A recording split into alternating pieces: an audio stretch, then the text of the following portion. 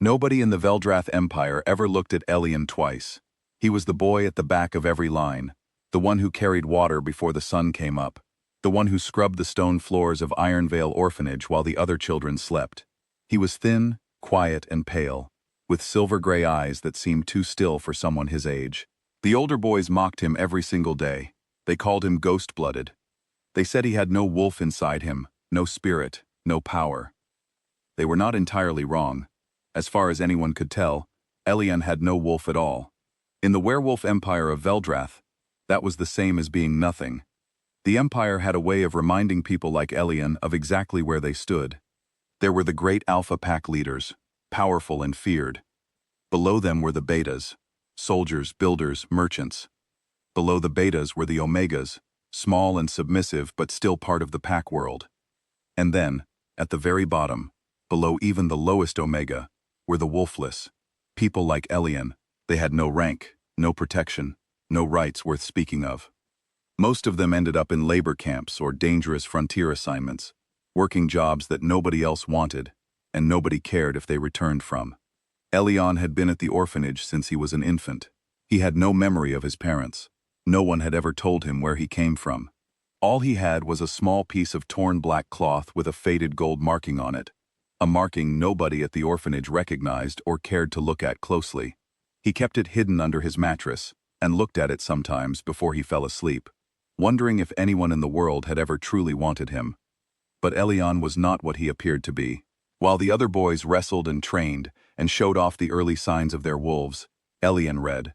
He stole old books from the storage room, crumbling texts on Imperial law, ancient pack history, territorial treaties. He read them by the light that leaked through the crack under the door. He memorized what mattered. He did not know why he was drawn to these books. He just felt, quietly and without any real reason, that knowledge was the only thing that could not be taken from him. He was right, and that knowledge would save his life sooner than he expected. On the morning of Elian's 19th birthday, a military conscription notice arrived at the orphanage. It was the kind of notice that nobody argued with. By Imperial law, all wolfless individuals of age were to be assigned to labor battalions, the most dangerous kind of frontier work, with no pay, no armor, and no one to care if something went wrong. The orphanage master, a heavy man named Gorith who had never once been kind to Elian, practically smiled as he put the pen to paper and wrote Elian's name at the top of the list. Ashfall Frontier, Gorith said, not even looking up. You leave in 3 days. Elian said nothing at the time. He simply nodded and walked back to his small corner of the dormitory.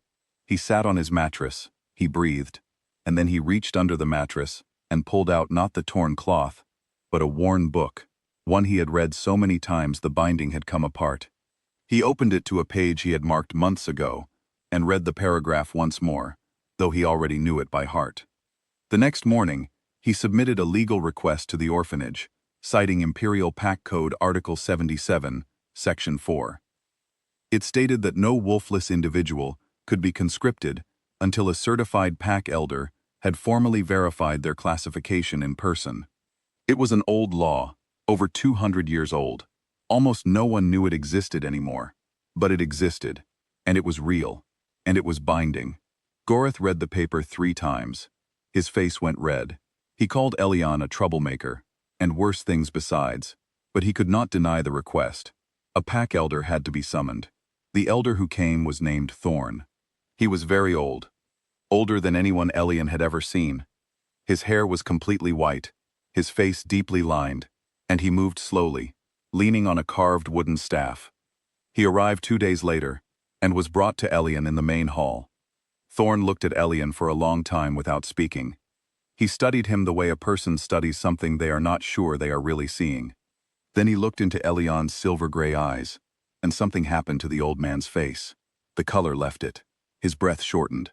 For just a moment, his composure slipped, and something that looked very much like fear passed behind his eyes. He stamped the document. He certified Elian as wolfless. His hand was not entirely steady. He left without saying more than a few words. But that night, Elder Thorn sat at a desk in his chambers and wrote a letter in a coded language that had not been used in 30 years. He sealed it, addressed it to a name most people in the Empire had only ever heard spoken in low voices, and sent it by the fastest messenger bird he owned. The name on the envelope was Commander Seraph Dusk. Despite the delay, Elian could not stay at the orphanage forever. A few weeks later, a second order arrived, a softer one, assigning him not to the deadly Ashfall frontier, but to a supply post attached to Commander Dusk's Western Regiment. It was still a low assignment, still dirty work, but it was not a death sentence. He arrived at the camp with nothing but a small bag and the torn cloth sewn into the lining of his jacket. The soldiers treated him the way everyone always had, with casual dismissal, occasional mockery, and the particular kind of cruelty that comes from boredom rather than real hatred. He was given the worst tasks. He carried things. He cleaned things. He said very little. But after 2 weeks, something changed. A supply route that had been costing the regiment food and resources for months was suddenly running smoothly. Deliveries arrived on time. Shortages stopped. A soldier asked the supply master what had changed, and the supply master scratched his head and said that the wolfless boy had found something in an old territorial treaty. Some boundary clause that meant they had been routing supplies the long way around for years when a shorter path had always been legally available. Word reached Commander Seraph Dusk. He had Elian brought to his tent. Seraph was not what Elian had expected. He was tall and dark-haired, and the other soldiers moved out of his way without being asked. He had the quiet authority of someone who had never needed to raise his voice to be heard. He was, by any measure, one of the most dominant alpha presences in the entire Western region. Men with far more status than Elian had been known to go pale in his presence. Elian sat across from him at the narrow camp table and looked at him with calm, level eyes. Seraph studied him. He asked a few questions about the supply route, which Elian answered clearly and without hesitation. Then he asked a question that had nothing to do with supply routes at all. "Are you afraid of me?" Seraph asked. Elian considered the question honestly. "No," he said. "Should I be?" Seraph sent him away without another word, but he sat in that tent for a long time afterward, thinking about silver-gray eyes and the letter Elder Thorn had sent him, the letter that had started with the words, "I believe I have found him." It happened on a night with no moon. A group of rogue wolves entered the supply camp after midnight. They moved quietly, efficiently, with the kind of training that did not belong to common criminals. They were searching for someone, though most of them did not know exactly who or why. Their orders had been simple: find the wolfless boy and make sure he did not wake up in the morning. Those orders came from a very high place, a place with a throne in it. They found Elian in the small storage area where he slept among the sacks and crates, 3 of them, large, half-shifted, dangerous. They had done this kind of thing before and expected it to be simple. Elian woke when the first one entered. He sat up slowly. He looked at the 3 figures blocking the only way out. He was not armed. He had no wolf. He had nothing but the clothes on his back and 19 years of being the weakest person in every room. The largest one crossed the space in 2 steps and grabbed him by the throat, and then something happened that none of them were prepared for. It started as a sound, or something close to a sound. It was more like a pressure in the air, a vibration that moved through the floor and into the ground and outward in every direction at once. It was not loud. It was the opposite of loud. It was the kind of thing that made the world go very, very quiet. Every wolf in the camp felt it. Soldiers who had been asleep sat upright without knowing why. Men standing guard stopped mid-sentence. The 3 rogue wolves in the storage room went rigid, and then, one by one, their bodies did something their minds had not told them to do. They lowered. Their wolves folded inward, going small and still, the way wolves go still when something far greater than them is present. One of them pressed his forehead to the ground, without understanding why his legs had brought him there. The one holding Elian's throat released him and stepped back, trembling. Elian stood. His silver-gray eyes were lit from within, not brightly, not dramatically, but steadily, the way a candle burns when the air is perfectly still. His hair, which had always been a dull gray-brown, now had streaks of pure silver running through it, and behind him, visible only faintly, like smoke taking the shape of something ancient, was the outline of a wolf. Enormous, patient, crowned with a shape that had not been seen in 300 years. Commander Seraph Dusk arrived 30 seconds later, sword in hand, ready for a fight. He stopped in the doorway. He looked at Elian. He looked at the three rogues on the ground. He looked back at Elian. For a man who had never, not once in his entire military career, been at a loss for words, he had nothing to say. Seraph cleared the area. He posted guards. He brought Elian to his tent and told him to sit. Then he stood with his back to Elian for a long moment, before he turned and began to talk. He told Elian about the massacre, 30 years ago, when the last Alpha King's royal family had been wiped out in a single night. Most of the Empire believed it had been done by rival packs. The truth, which very few people knew, and even fewer dared to say, was that it had been ordered by the woman who now sat on the Imperial throne. Empress Valara had wanted the Alpha King bloodline gone, because as long as it existed, her authority was never truly absolute. An Alpha King's heir, if one were ever found alive, had the legal right, written into the original Imperial Charter, to claim precedence over any ruling authority, and call a full assembly of all 7 pack leaders. No one could stop that, not even the Empress. Elian listened to all of it without interruption. When Seraph finished, there was a silence. Then Elian asked, "Is the original Imperial Charter still in the Forbidden Archive?" Seraph blinked. "Yes, it is." "Then she cannot remove me legally," Elian said quietly. "Not without breaking the very law she used to take power. And if I invoke the Charter before she acts, her hands are tied." He paused. "I need you to take me to Elder Thorn." Seraph stared at him. The boy, the wolfless orphan who had been carrying supply crates a week ago, was sitting in front of him and calmly describing a legal strategy that Seraph, who had been planning something like this for 6 years, had not fully worked out himself. "How do you know all of this?" Seraph asked. Elian looked at him evenly. "Old books," he said. "No one ever threw them away. No one ever thought someone like me would bother to read them." That night, alone, Elian experienced something he could not explain to anyone. With the seal on his blood now broken, something began to come through. Not memories of his own, but something older.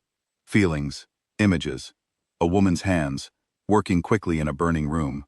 A voice, calm despite everything happening around it, speaking to someone very small. "Live small, my love. Live unnoticed. Survive, until the world is ready for you to be found." He did not know who she was yet, but something deep in him did. He pressed his hand to the lining of his jacket, where the torn cloth was sewn in. The gold marking on it caught the candlelight. For the first time in his life, he recognized what it was. It was the royal crest of the Alpha King bloodline. Word spread faster than Seraph had hoped. 50 soldiers had felt that pulse in the night air, and soldiers talked. Within days, rumors reached the capital. The Empress received a report in her throne room and read it twice, very carefully, before setting it face down on the table beside her. She was still for a long time.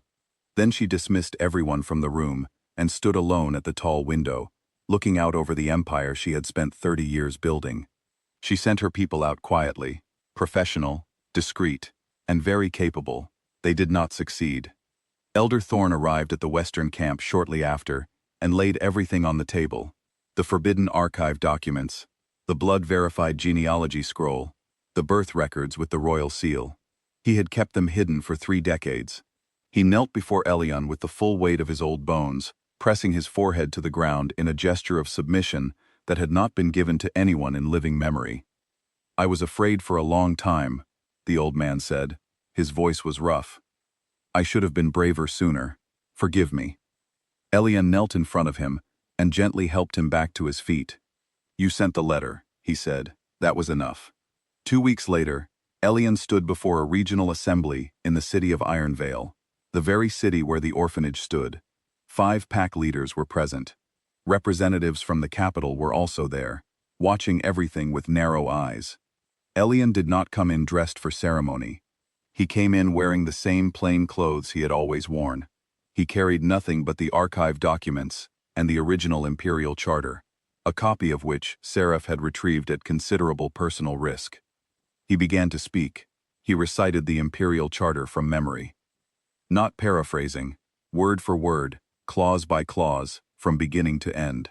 He cited the article that granted any verified Alpha King heir the right to call a full Empire assembly, which no authority could legally prevent or delay. He did it clearly, in plain language, without any drama in his voice. The capital's representative stood and declared the documents forgeries. He moved to have them taken from the room. He got 3 words into his next sentence before his wolf submitted. It happened without warning. His knees went down. His hands went to the floor. He had no control over it. His body simply responded to something older and deeper than his own will. He knelt there on the stone floor of the assembly hall, unable to explain to anyone, including himself, what was happening. The silence in the room was complete. 3 pack leaders submitted formally within the hour. They did not do it out of politics. They did it because their wolves told them to. And their wolves, for the first time in 30 years, were being spoken to in a language they understood, at a level beneath thought. It was a bold move, perhaps even a desperate one. She walked into the second assembly with her full guard and the absolute certainty of someone who had never lost anything she had truly decided to keep. She was impressive. She was powerful. She had ruled the most complex political system in the werewolf world for 3 decades and had never once shown weakness in public. She looked at Elian across the hall and saw a thin young man with silver eyes and plain clothes, and no expression of fear on his face at all. She called him an imposter. She called the documents manipulated. She was articulate and confident, and completely in control. Right up until the moment that Elian looked at her. He did not speak. He did not threaten. He simply looked at her, and something in that look carried a weight that no one in the room could describe afterward in any precise way, except to say that they had all felt it, and none of them would ever forget it. The Empress's wolf, which she had spent 30 years training to iron stillness, moved without her permission. She did not fall to her knees. She was too strong for that, and Elian made no attempt to force her. But her hands trembled. Her composure, which had never cracked in public, cracked. Just slightly, just enough for everyone in the room to see. She stood very straight and held herself together through sheer will, and those watching could see exactly what it was costing her. The remaining pack leaders submitted. The Empress was taken into custody by her own guard captain, who looked more relieved than anyone expected. The documents about the old massacre, combined with the assassin who had been captured the night before, still carrying letters in the Empress's own coded hand, made the legal case simple. She did not resist. She walked out of the hall quietly, and as she passed Elian, she stopped for just a moment and looked at him with something that was not quite hatred and not quite respect, but was somewhere between the two. She did not say anything. Neither did he. She walked out, and the hall exhaled. On! Elian refused the coronation. Not permanently, but not yet. He stood before the assembly the morning after and told them, calmly and without apology, that a king crowned in a single hasty day by pack leaders who had just been frightened into agreement was not a real king. He said that every pack in the empire would have a voice in the new charter. He would travel. He would listen. The laws would be rebuilt with the people they were meant to govern. There was a long silence. Then, the oldest pack leader in the room, a white-haired woman named Elder Cress, who had said almost nothing during the entire assembly, nodded once, slowly. That, she said, is what an alpha king sounds like. Sarah found him that evening, standing outside the assembly hall in the cool air. He stood beside him without saying anything for a while. You could have made her kneel, Seraph said finally. You had the power to do it. I know, Elian said. Why didn't you? Elian was quiet for a moment. Because making people kneel by force is what she did, he said. I don't want to build the same empire with a different person in the center of it. Seraph looked at him for a long time. Then he looked away, out over the plains. Where do you want to go first? He asked. Elian thought about it. Ironvale Orphanage, he said. He went back the next morning. He walked in alone, without ceremony, without guards. The orphanage master, Gorath, saw him coming and went white. He started to speak, to explain himself perhaps, or to apologize, or to do whatever frightened men do when their past catches up with them. Elian did not look at him. He walked past him and sat down on the floor of the main hall, where the youngest children were gathered for their morning meal. They stared at him, this pale young man with silver eyes who had walked into their home without explanation. One very small girl, no older than 6, stared at his eyes for a long moment, and then, with the directness that only small children have, asked, "Are you a ghost?" Elian smiled. It was the first full smile the story had given him. "No," he said. "I used to live here." He stayed for 2 hours. He talked to the children, not about power or bloodlines or the Empire. He talked to them about books, and about how the most useful things in the world were often the ones that other people had thrown away. He told them that the world had a habit of deciding what people were worth before it had bothered to find out who they actually were. He told them not to be in too much of a hurry to prove the world wrong. Patience, he said, was not weakness. Sometimes patience was the most powerful thing a person could carry. One of the older boys in the back, maybe 15, trying to look like he was not listening, was listening very carefully. When Elian stood to leave, the small girl tugged the edge of his jacket. "Will you come back?" she asked. "Yes," he said. "This place helped make me who I am. I don't forget things like that." He stepped back out into the morning. Seraph was waiting by the road.